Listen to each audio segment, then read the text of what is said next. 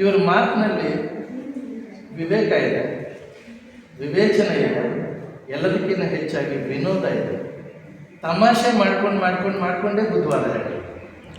ನೀವು ಭಾಳ ಸೀರಿಯಸ್ ಆಗಿ ನೀವು ಹೀಗೆ ಬನ್ನಿ ಹಾಗೆ ಬನ್ನಿ ಹೀಗಿರಬೇಕು ಅಂದರೆ ನೋಬಡಿ ಕೇಸ್, ಯಾರಿಗೂ ಅದು ಇಷ್ಟ ಆಗಲ್ಲ.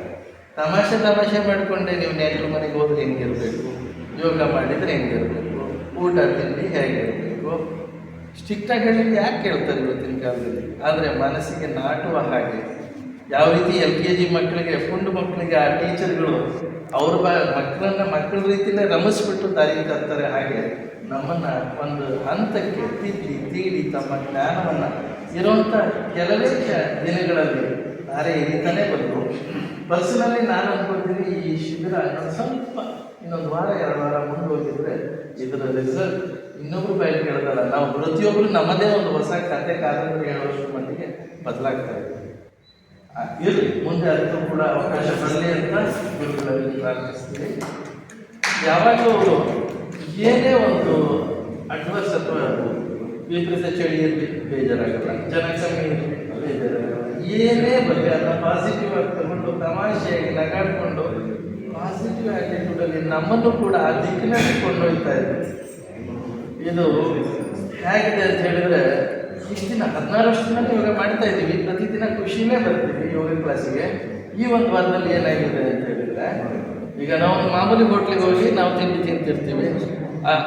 ಕೆಲವೊಮ್ಮೆ ಒಂದೊಂದು ದಿವಸ ಈ ದಿನದ ಸ್ಪೆಷಲ್ ಮಸಾಲ ದೋಸೆ, ತುಪ್ಪ ಮಸಾಲ ಅಂತಾರಲ್ಲ, ಹಾಗೆ ಈ ದಿನದ ಸ್ಪೆಷಲ್ ಲಕ್ಷ್ಮಣ್ ಗುರೂಜಿಯವರು ಈ ವಾರದ ಸ್ಪೆಷಲ್. ಇದು ಚೆನ್ನಾಗೇ ಇದೆ ನಮ್ಮ ಕ್ಲಾಸ್.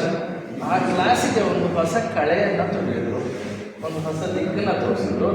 ನಾವು ಮಾಮೂಲಿ ಮಾಡ್ತಾ ನಮಗೆ ಅರಿವಿಲ್ಲದೆ ಸಾಕಷ್ಟು ಯೋಗಗಳಲ್ಲಿ ತಪ್ಪು ಅಭ್ಯಾಸ ಮಾಡ್ತಿದ್ದು, ಅದನ್ನು ಸೂಕ್ಷ್ಮವಾಗಿ ಸುಲಭವಾಗಿ ತೀಡಿ ಇದನ್ನ ಪರ್ಫೆಕ್ಟ್ ಮಾಡಲಿಕ್ಕೆ ಹೆಲ್ಪ್ ಮಾಡಿದ್ದಾರೆ. ಇನ್ನು ವೈಯಕ್ತಿಕವಾಗಿ ನನಗೆ ಒಬ್ಬ ಗುರು ಮಾರ್ಗದರ್ಶಕ ಸಿಕ್ಕಿದ್ದಾರೆ ಅಂದ್ಕೊಂಡಿದ್ದೀನಿ. ಈ ಸಂಬಂಧಗಳು ದೀರ್ಘಕಾಲ ಮುಂದುವರಿಲಿ. ಇನ್ನು ನಾವು ಯೋಗ ಕ್ಲಾಸ್ ಮಾಡೋದು ಮುಂದೆ ಬರೋದು ಇವೆಲ್ಲ ನಿಮಗೂ ಗೊತ್ತು, ನನಗೂ ಗೊತ್ತು. ನನ್ನ ಎಲ್ಲ ಬಂಧುಗಳು ಅದನ್ನೇ ಹೇಳಿದ್ದಾರೆ. ಈಗ ಕೇವಲ ನಾವು ಸಾರ್ವಜನಿಕರಷ್ಟೇ ಅಂದ್ಕೊಂಡಿದ್ದು, ಈಗ ನಮ್ಮ ಆರಕ್ಷಕರು ಕೂಡ ನಮ್ಮ ಜೊತೆ ಸೇರ್ತಾ ಇದ್ದಾರೆ ಅಂದರೆ ನಮ್ಮ ಯೋಗ ಬಂಧುಗಳಿಗೆ ಒಂದು ದೊಡ್ಡ ಬಲ ಬರುತ್ತೆ. ಈ ಒಂದು ಸಂತೋಷ ಹಾಗೂ ಸಹಕಾರ ನಿರಂತರವಾಗಿರಲಿ. ಗುರುಗಳಿಗೆ ಮತ್ತೊಮ್ಮೆ ವಂದನೆ. ವೇದಿಕೆ ಆರಕ್ಷಕರಿಗೆ ಕೂಡ